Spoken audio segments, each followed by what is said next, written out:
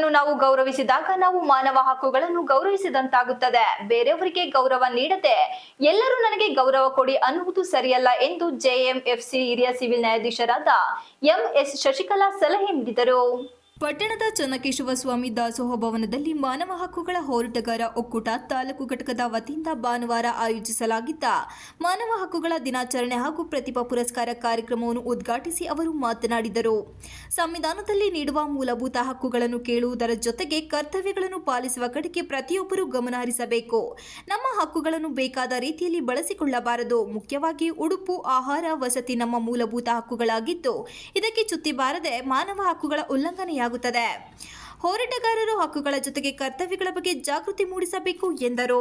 ನಾವು ಚರಂಡಿ ಕಟ್ಟಿಕೊಂಡರೆ ಸ್ವಚ್ಛತೆ ಮಾಡಲು ಅಧಿಕಾರಿಗಳಿಗೆ ತಿಳಿಸುತ್ತೇವೆ. ಆದರೆ ಚರಂಡಿಗೆ ಕಸ ಹಾಕಿ ಗಲೀಜು ಮಾಡದಿರುವುದು ನಮ್ಮ ಕರ್ತವ್ಯವಾಗಿದೆ. ಆಧುನಿಕತೆಯ ನೆಪದಲ್ಲಿ ಮರಗಳನ್ನು ಕಡಿದು ಅರಣ್ಯ ನಾಶವಾಗಿ ಆನೆ ಸೇರಿದಂತೆ ಇತರೆ ಕಾಡು ಪ್ರಾಣಿಗಳ ನಾಡಿನತ್ತ ಬರುತ್ತಿದೆ. ಹಿಂದೆ ಕಾಫಿ ತೋಟಗಳಲ್ಲಿ ಪ್ರಾಣಿ ಪಕ್ಷಿಗಳಿಗೆ ಹಣ್ಣು ಕೊಡುವ ಮರಗಳನ್ನು ಬೆಳೆಯುತ್ತಿದ್ದರೆ ಈಗ ವ್ಯಾವಹಾರಿಕವಾಗಿ ಅನುಕೂಲ ಮರಗಳನ್ನು ಬೆಳೆಸಲಾಗುತ್ತಿದೆ ಎಂದು ಆತಂಕ ವ್ಯಕ್ತಪಡಿಸಿದರು. ಮಾನವ ಹಕ್ಕುಗಳ ಹೋರಾಟಗಾರ ಒಕ್ಕೂಟದ ರಾಜ್ಯ ಘಟಕದ ಅಧ್ಯಕ್ಷ ಮನೀಶ್ ಸೂರ್ಯ ಮಾತನಾಡಿ, ನಮ್ಮ ತಾಲೂಕು ಸಮಿತಿಯಿಂದ ಕಾನೂನು ಅರಿವು ಕಾರ್ಯಕ್ರಮವನ್ನು ರೂಪಿಸಿ ಕಾನೂನಿನ ಬಗ್ಗೆ ತಿಳಿಸುತ್ತಾ ಹಕ್ಕು ಮತ್ತು ಕರ್ತವ್ಯಗಳ ಬಗ್ಗೆ ಜಾಗೃತಿ ಮೂಡಿಸುವ ಕಾರ್ಯಕ್ರಮಗಳನ್ನು ಆಯೋಜಿಸಲು ಸೂಚಿಸಿದ್ದೇನೆ. ನಮ್ಮ ಸಮಿತಿಯಿಂದ ಸಾರ್ವಜನಿಕರ ಹಿತ ಕಾಪಾಡುವ ಕೆಲಸ ಮಾಡಲಾಗುತ್ತಿದೆ ಎಂದರು. ಅಂತವರಿಗೆ ನಾವು ಅವ್ರಿಗೂ ಕೂಡ ಸಹಾಯ ಮಾಡೋದಿದೆ. ತಮ್ಮೆಲ್ಲರೂ ಬೆಂಬಲದಿಂದ ಮುಂದಿನ ದಿನಗಳಲ್ಲಿ ಅದು ಕೂಡ ಆಗಲಿ ಅಂತ ನಾನು ಕೇಳ್ಕೊಳ್ತೀನಿ.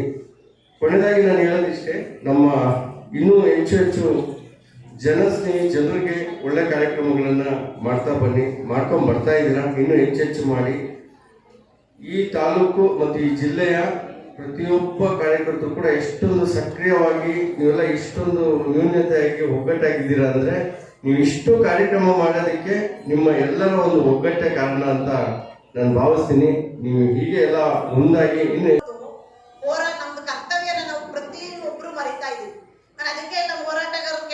ಬರೀ ಹಕ್ಕು ಅಂತ ಹಾಕೋಬೇಡಿ, ಜೊತೆಗೆ ಕರ್ತವ್ಯನೂ ನಾವು ನೆನೆಸ್ಕೋಬೇಕು ಜೊತೆಗೆ.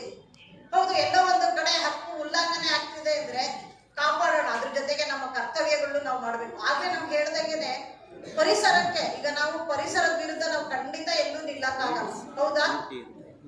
ನಿಲ್ಲಕ್ಕಾಗತ್ತಾ? ನಾವೆಲ್ಲ ಈಗೆಲ್ಲ ನೋಡ್ತಿರ್ಬೋದು. ಈಗ 4-5 ವರ್ಷದ ಹಿಂದೆ ಅತಿವೃಷ್ಟಿ ಬಂದು ಎಷ್ಟೋ ಕಡೆ ಇಲ್ಲೆಲ್ಲ ಎಸ್ಟೇಟು ಎಲ್ಲ ಕೊಚ್ಚೋದು. ಇದಕ್ಕೆ ಕಾರಣಕರ್ತರೆ ನಾವೇ. ನಮ್ಮ ಹಕ್ಕು ನಾವು ಒಪ್ಪನ್ ಕೇಳ್ತೀವಿ, ನಮಗೆ ಒಳ್ಳೇದು ಗಾಳಿ. ಪುರಸಭೆ ಅಧ್ಯಕ್ಷ ಎಆರ್ ಅಶೋಕ್ ಮಾತನಾಡಿ, ಪ್ರತಿಯೊಬ್ಬ ವ್ಯಕ್ತಿಯು ಹುಟ್ಟಿನಿಂದ ಸಾಯುವವರೆಗೂ ಮಾನವ ಹಕ್ಕುಗಳನ್ನು ಹೊಂದಿರುತ್ತಾನೆ. ಇವುಗಳನ್ನು ಸರಿಯಾಗಿ ಅರಿತುಕೊಳ್ಳಲು ಶಕ್ತಿಯ ಆಯುಧವಾದ ಶಿಕ್ಷಣ ಅವಶ್ಯಕವಾಗಿರುತ್ತದೆ ಎಂದರು. ಸ್ಥಳೀಯ ಕಲಾವಿದರಿಗೆ ಪ್ರೋತ್ಸಾಹ ನೀಡುವ ನಿಟ್ಟಿನಲ್ಲಿ ಪುರಸಭೆ ವತಿಯಿಂದ ಸಾಂಸ್ಕೃತಿಕ ಕಾರ್ಯಕ್ರಮ ಆಯೋಜಿಸಲಾಗುವುದು. ಪಟ್ಟಣದಲ್ಲಿರುವ ಕೋಳಿ ಅಂಗಡಿಗಳನ್ನು ಶೀಘ್ರದಲ್ಲಿ ತೆರವು ಮಾಡಿ ವ್ಯಾಪಾರಕ್ಕೆ ಒಂದು ಕಡೆ ಅನುವು ಮಾಡಿಕೊಡಲಾಗುತ್ತದೆ ಎಂದರು. ಸಮಾರಂಭದಲ್ಲಿ ಎಸ್ಎಸ್ಎಲ್ಸಿ ಮತ್ತು ಪಿಯುಸಿ ಪರೀಕ್ಷೆಯಲ್ಲಿ ಉತ್ತಮ ಅಂಕ ಪಡೆದ 60 ವಿದ್ಯಾರ್ಥಿಗಳಿಗೆ ಪ್ರತಿಭಾ ಪುರಸ್ಕಾರ ನೀಡಿ ಗೌರವಿಸಲಾಯಿತು. ಅನುಭವಿಸುವ ಸ್ವಾತಂತ್ರ್ಯವನ್ನು ಹೊಂದಿರುತ್ತಾನೆ. ಮಾನವ ಹಕ್ಕು ಜೀವಿಸುವುದು, ಮಾತನಾಡುವುದು, ಆಹಾರ, ಶಿಕ್ಷಣ, ಸಾಮಾಜಿಕ ಬದ್ಧತೆ, ಸಂಘಟನೆ, ರಾಷ್ಟ್ರೀಯತೆ, ರಕ್ಷಣೆ, ಆರೋಗ್ಯ, ಧಾರ್ಮಿಕ ಸ್ವಾತಂತ್ರ್ಯ, ದೌರ್ಜನ್ಯದ ವಿರುದ್ಧ ಧ್ವನಿ ಎತ್ತುವುದು ಮಾನವನ ಹಕ್ಕು ಆಯೋಗದ ಮೂಲದ ಉದ್ದೇಶವಾಗಿರುತ್ತದೆ. ಅದೇ ರೀತಿ ಶಿಕ್ಷಣ ಕೂಡ ಮನುಷ್ಯನಿಗೆ ಬಹಳ ಮುಖ್ಯವಾದದ್ದು. ಶಿಕ್ಷಣ ಹುಲಿಯ ಹಾಲಿದ್ದಂತೆ, ಕುಡಿದವರು ಗರ್ಜಿಸಲೇಬೇಕು. ಅದೇ ರೀತಿ ಜಗತ್ತಿನ ಅತ್ಯಂತ ಶಕ್ತಿಶಾಲಿ ಆಯುಧ ಎಂದರೆ ಅದು ಶಿಕ್ಷಣ. ಮುಂದೆ ಗುರಿ ಇರಬೇಕು, ಹಿಂದೆ ಗುರು ಇರಬೇಕು.